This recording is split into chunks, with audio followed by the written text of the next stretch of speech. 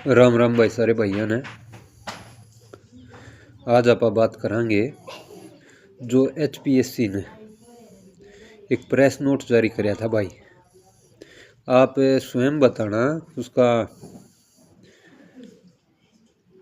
तथ्यात्मक प्रतिवाद करांगे उस पर। HPSC के स्पष्टीकरण का जो प्रेस नोट है उस पर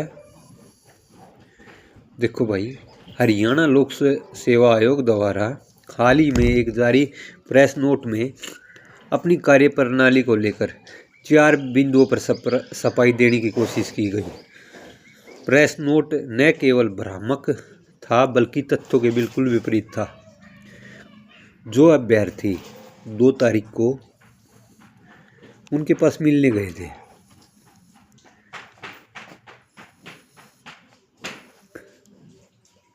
जो आलोक वर्मा जी हैं HPSC के चेयरमैन, उनसे मिलने गए थे। एक डेलीगेशन HPSC के जो अभ्यर्थी हैं उनके द्वारा भेजा गया था, जो आज धरनारत हैं। तो क्या होता है भाई जी, HPSC अपना स्पष्टीकरण दे रहा था कि जो स्टूडेंट कह रहे हैं कि आलोक वर्मा ने हमें जो हरियाणा की यूनिवर्सिटी हैं उनके ऊपर कटाक्ष नहीं किया। तो भाई जी, एक एक चीज़ों को लेकर बिल्कुल बारीकी से बात करेंगे। स्टूडेंट उनके पास अभ्यर्थी उनके पास जाते हैं और सबसे पहले उनसे मिलते हैं।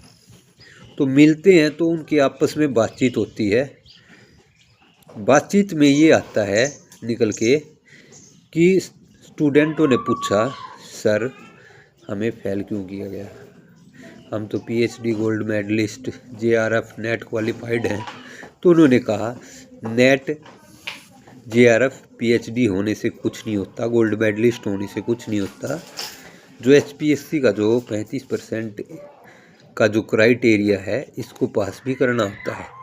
आपकी यूनिवर्सिटियों ने आपको इस लायक नहीं पढ़ाया कि आप यहाँ पे कुछ लिख सके। आपके प्रोफेसरों ने आपको इस लायक नहीं समझाया आपको कि आप इसमें इस परीक्षा को पास कर सको। तो स्टूडेंट ने कहा, सर तो फिर यूनिवर्सिटियों को बंद कर देना चाहिए। तो उन्होंने कहा, हाँ बिल्कुल बंद कर देना चाहिए इन 52 यूनिवर्सिटियों को। फिर आप ही भाई फैसला करियो, एक एक चीज़ जो हमारा पूरा हरियाणा का युवा उनका शिकार हो रहा है, एक एक चीज़ बिल्कुल आपको डिटेल प्रूफ बताऊंगा कि प्रदेश में अधिकारियों की कितनी आवश्यकता है, उसके होने के बावजूद भी कितनी बड़ी संख्या में पद खाली छोड़े गए हैं। पहले SCS X बार 100 में से 61 भरे, 39 खाली छोड़े। फिर ADO एग्रीकल्चर की 600 में से 50 भरे, भाई 550 खाली छोड़े। PGT म्यूजिक 80 में से 25 भरे, 55 खाली भाई। PGT पॉलिटिकल साइंस 287 में से 152 भरे, 95 खाली छोड़े। लेक्चरर इलेक्ट्रिकल 61 में से 40 भरे, 21 खाली छोड़े। लेक्चरर कंप्यूटर इंजीनियरिंग 44 में से 34 भरे, 10 खाली। लेक्चरर इंटरमेशन 17 में से 8 भरे, 9 खाली। PGT फिजिकल एजुकेशन व फाइन आर्ट्स 1325 में से 642 भरे, 683 खाली छोड़े। HPSC असिस्टेंट प्रोफेसर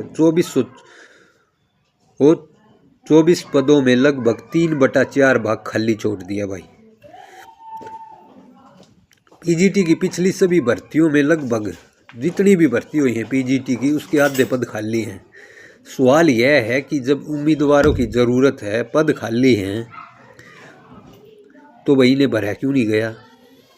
दूसरा मेरा ये सवाल है, क्या बैकडोर एंट्री हो रही है या और HKRN जो पद परीक्षा में नहीं भरे जा रहे आपसे के माध्यम से, उन्हें HKRN के माध्यम से ठेके पे आपने चाहे तो से भरवाया गया और बाद में उन्हीं में से काफ़ी को नियमित किया गया। यह बैकडोर एंट्री है हरियाणा विरोधी चयन। इसमें भाई आपको मैं बताऊं बड़े मात्रा में बारियों को चयन हो रहा है। असिस्टेंट प्रोफेसर जो पॉलिटिकल साइंस का है भाई, उसमें से टोटल पोस्ट थी 18, 11 बाहर के हैं। Lecturer group B technical 157 post थी, 103 बाहर के हैं। ठीक है। SCS एक्स बार 2017 में हुई थी भाई, लगभग 1/3 बाहर के। डिस्ट्रिक्ट हॉर्टिकल्चर ऑफिसर 26 में से 12 बाहर के। BDPO 7 में से 4 बाहर के। इस असिस्टेंट प्रोफेसर भर्ती में 8% भी हरियाणा के नहीं है। समझ रहे हो भाई, जिस पे आप धरना चल रहा है उसमें 8% भी हरियाणा के नहीं है। HPSC PGT भर्ती में लगभग आधे बाहर के हैं। यदि इसमें ADO AMO व PGT का आंकड़ा भी जोड़ा जाए तो परिणाम और भी चौंकाने वाले होंगे। ऊपर से अब HCS जुडिशियल ब्रांच में बिना डोमिसाइल आवेदन। HPSC परीक्षार्थियों जो HPSC परीक्षाओं में जो हरियाणा की जीके है उसको हटा दिया गया और यह स्पष्ट करता है कि ये नीति कितनी युवाओं के विरुद्ध है।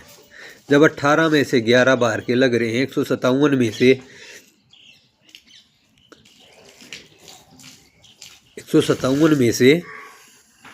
103 बाहर के लग रहे हैं। 214 वैकेंसी SDO की हुई थी, 214 में से 185 बाहर के लग रहे हैं। और भाई और बता देता हूँ आपको, जो SDO लग गए थे जो बाद में भर्ती रद्द करनी पड़ी, 80 मात है 78 बाहर के लगाए थे, 2 हरियाणा के थे, बाद में इनको भर्ती रद्द करना पड़ा था बिजली विभाग की। फिर दोबारा से वो भर्ती हुई 99 पदों पर, उसमें 77 बाहर के लगे थे। ठीक है। अब आपको मैं बता देता हूँ गंभीर, चौथा हमारा है भाई गंभीर अनियमितताएं, भर्ती के नियम बदलना। PGT संस्कृत 35% क्राइटेरिया, प्रश्न पत्र कॉपी, क्वेश्चन कॉपी।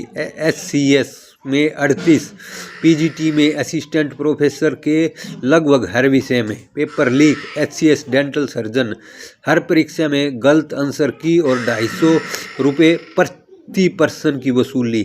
कम अंक वाले चयनित, ज़्यादा अंक वाले बाहर। उदाहरण परमिला वाला केस, पढ़ लियो भाई परमिला वाला केस ने। गलत चयन प्रक्रिया, पोस्ट संबंधी सवाल न पूछना, ADA कोर्ट में इसलिए भर्ती रद्द करनी पड़ी। आरक्षण व दिव्यांग कोटे का गलत क्रियान्वयन, नवीन कुमार वाला केस। भर्तियां रोकना, PGT कंप्यूटर साइंस, फिर रद्द करना PGT संस्कृत। अटैची कांड, आप सब ने सुना होगा, 1.8 करोड़ रिश्वत के साथ HPSC के डिप्टी सेक्रेटरी गिरफ्तार, लेकिन अन्य किसी भी अधिकारी पर कोई कार्रवाई नहीं। यही है HPSC की कार्यप्रणाली। रिप्रेजेंटेशन गवर्नेंस पर कार्रवाई, सरासर झूठ। HPSC का यह दावा पूरी तरह सत्य है। यह आपने केस देखा होगा, असिस्टेंट प्रोफेसर हिंदी पेपर रद्द करना पड़ा, फिर से करवाएं। पेपर में अभ्यर्थियों के बार बार गुहार पर भी गलत व कॉपीड प्रश्नों पर कोई कार्रवाई नहीं। अन्य असिस्टेंट प्रोफेसर व PGT भर्ती 2 बार फीस, 2 बार आवेदन, एक पेपर बार बार लिख कर बोल कर देने पर भी कोई कार्रवाई नहीं। 35% क्राइटेरिया हटाने की मांग, कोई सुनवाई नहीं। दिव्यांग अभ्यर्थियों द्वारा HPSC CM विंडो, CM को पत्र सुनना, कार्रवाई। कोर्ट संबंधी सवाल पूछने की मांग, ADA ADO आपने सुना नहीं है, इसलिए हर मामले में अभ्यर्थियों को कोर्ट जाना पड़ रहा है। हर सवाल का एक ही जवाब, हम स्वतंत्र संवैधानिक संस्था हैं, एग्जामिनर की मर्जी है इसलिए है, इत्यादि। सब कुछ पब्लिक डोमेन में है, सबसे बड़ा झूठ। यदि सब कुछ पब्लिक डोमेन में है तो आंसर कॉपी क्यों नहीं दिखाते, मॉडल आंसर की क्यों नहीं देते, अभ्यर्थियों को कोर्ट क्यों जाना पड़ता है। पिछली असिस्टेंट प्रोफेसर परीक्षा में 1 साल तक चयन मापदंड तक नहीं बताया गया। दूसरा क्राइटेरिया जिसके तहत चयन किया वह क्राइटेरिया तक भर्ती पूरी होने के बाद भी छुपाए रखा, साल भर तक। आरटीआई में जवाब आता है matter under consideration. Revised answer की आरटीआई की रिवीजनिंग चयनित की डिटेल दिखाने के लिए लंबी लड़ाई लड़ी तब दिखाई। पब्लिक डोमेन में क्या होता है, परीक्षा का नाम, सीट संख्या जो पूरी नहीं भरते, नियम जो बीच में बदल दिए जाते हैं, ये क्या यही पारदर्शिता है। बहरहाल एएमओ अभ्यर्थियों को आरटीआई जवाब सूचना उसका उपवास है। चेयरमैन के अपमान झूठे नहीं तर्क से सिद्ध। बंद कमरे में क्या हुआ इसकी पुष्टि कठिन है पर लौकिक व नतीजे खुद बोलते हैं। और एक चीज़ और भाई, असिस्टेंट प्रोफेसर इंग्लिश 613 पद, लेकिन इंटरव्यू के लिए 151 अभ्यर्थियों को बुलाया गया, उसमें से 6 अभ्यर्थी डीवी में निकाल दिए जाते हैं। 145 का ही चयन होता है, 468 पद खाली हैं। यह स्पष्ट करता है कि चेयरमैन युवाओं को अयोग्य मानते हैं। ऐसे में मानना कठिन नहीं है कि अभ्यर्थियों ने क्या भाषा प्रयोग की गई होगी। और वही जो अभ्यर्थी बाहर आकर बताया है वो मैंने आपको पहले ही बता दिया है कि आप फेलियर हो, आप ये मान लो। आपकी यूनिवर्सिटियों ने आपको अच्छे से नहीं पढ़ाया, आपके प्रोफेसर ने आपको अच्छे से लिखना नहीं सिखाया, आप फेलियर हो, ये मान लो। आपकी यूनिवर्सिटियों को बंद कर देना चाहिए, ये चेयरमैन ने बोला है। एचपीएससी और हरियाणा की भाजपा सरकार मिलकर हमारे जो योग्य PhD, NET, JRF, gold medallist, topper युवाओं को जानबूझकर बाहर करने का प्रयास कर रहे हैं। जिन्होंने स्क्रीनिंग टेस्ट में 100 में से 97, 92, 85, 86, 82 इस तरह नंबर लिए हैं, उनका भी दूसरा पेपर जो होता है सब्जेक्टिव, उसमें 150 में से वे 35% यानी कि 52 नंबर भी नहीं ले पाए। इससे स्पष्ट होता है कि एचपीएससी हमारे हरियाणा के युवाओं को जानबूझकर बाहर कर रहा है। आपको बता देता हूँ, उसका स्पष्ट है। जो जर्नल के 312 पद थे उनमें मात्र 134 का चयन करना, और उसमें भी 90% बारियों का चयन। दूसरा, जो ईडब्ल्यूएस के हमारे 65 अभ्यर्थी सीट थी, उसमें से मात्र 6 का चयन करना। ये भी स्पष्ट करता है कि एचपीएससी 59 पदों को खाली छोड़ देता है। उसके बाद डीएससी, ओएससी 60 पद हैं, ओएससी में 2 का, डीएससी में 1 का। ये रिजर्व कैटेगरी के बीसीए में भाई 35 पद होते हैं, उसमें 5 का चयन होता है। बीसीबी में 85 पद होते हैं, 3 का चयन होता है। ये टोटल प्रक्रिया आपको दिखा रही होगी किस तरह हमारे अभ्यर्थियों को जानबूझकर यह साबित करने की कोशिश की जा रही है कि हरियाणा का युवा नालायक है, निकम्मा है। कोई पारदर्शिता नहीं चल रही, पर्दे के पीछे सब कुछ गबन चल रहा है, भर्तियों में बड़े घोटाले चल रहे हैं और सेंटर से लिस्टें बन के आ रही हैं, वही हरियाणा वालों को लगाया जा रहा है और कुछ नहीं चल रहा भाई। पारदर्शिता नाम की कोई चीज़ नहीं है। नायब सियाणी से यही कहेंगे कि भाई पारदर्शिता सिस्टम में नहीं बची है। पारदर्शिता नाम का कोई कुछ नहीं दिखाई दे रहा। पूरी भर्तियों को निष्पक्ष जांच होनी चाहिए।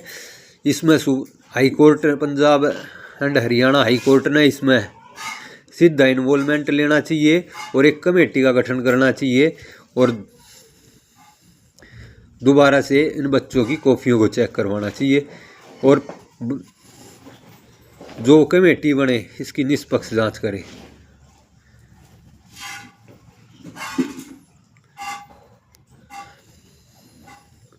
धन्यवाद दोस्तों। भाई वीडियो ने ज़्यादा से ज़्यादा शेयर करियो और इस लड़ाई में ज़्यादा से ज़्यादा सहयोग करो। धन्यवाद भाई।